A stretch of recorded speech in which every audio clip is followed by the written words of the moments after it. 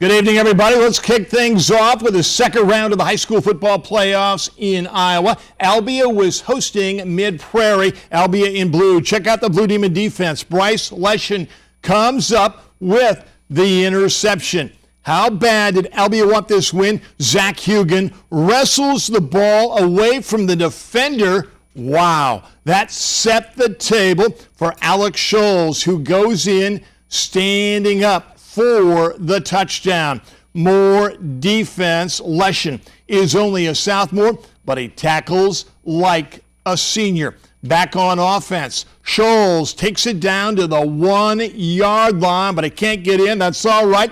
Brett Leshen would keep the ball on the sneak. Albia wins it 26-16. They will now travel to Minneapolis on Friday. In other games, Oskaloosa lost to Washington, but Pekin will advance after a 27-6 victory. Pekin will meet BGM on Friday. Kirksville will take on Helias Wednesday.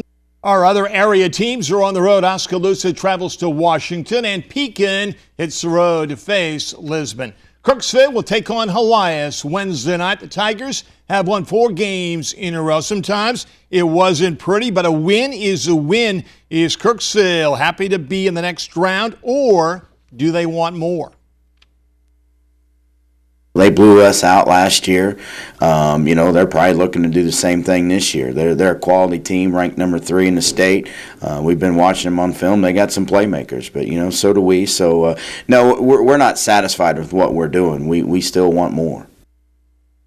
In the last game of the regular season, Milan played Putnam County. They will meet again Wednesday. What are the advantages of playing a team 2 times in 3 weeks? I just think you have to take what you had seen in previous games, and then, of course, the game with you, and then kind of try to add to some of the things that they might add along the way. We know their offense, we know their defense, we know their scheme, and I think we can get in our head a little bit. Macon will travel to Centralia. The Tigers will have to play better defense than they did 2 weeks ago when they lost to the Panthers by 35 points.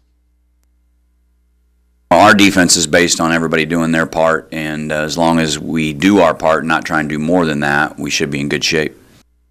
Knox County will be looking for another big road win when they travel to South Shelby. Last Friday, the Eagles flew into Memphis and beat the Tigers of Scotland County.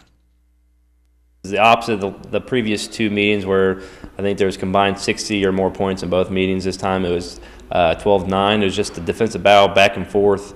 We were able to make the last play of the game and win it, and it was a great way to win, a great way to end the regular season.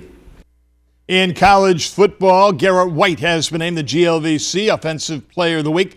White rushed for 158 yards and 3 touchdowns against Kentucky Wesleyan. For the junior, it's business as usual.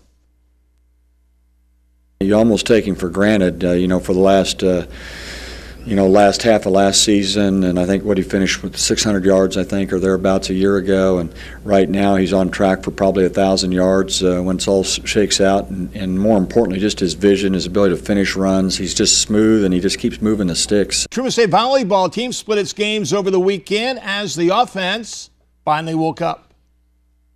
The girls did a really good job of rebounding from Saturday night and coming out Sunday, and we hit really well. I think we hit almost 300 on the night, and just did a great job of sending our seniors out with a win on senior night. The state cross-country meet is Saturday. 5 area runners will be headed to Jeff City, including Laplace's Seth Brown, who will compete against the state's best for the 3rd year in a row. It's a great feeling. I mean, it's the same feeling every single time. It makes me happy just being there and competing. It's a fun thing to do.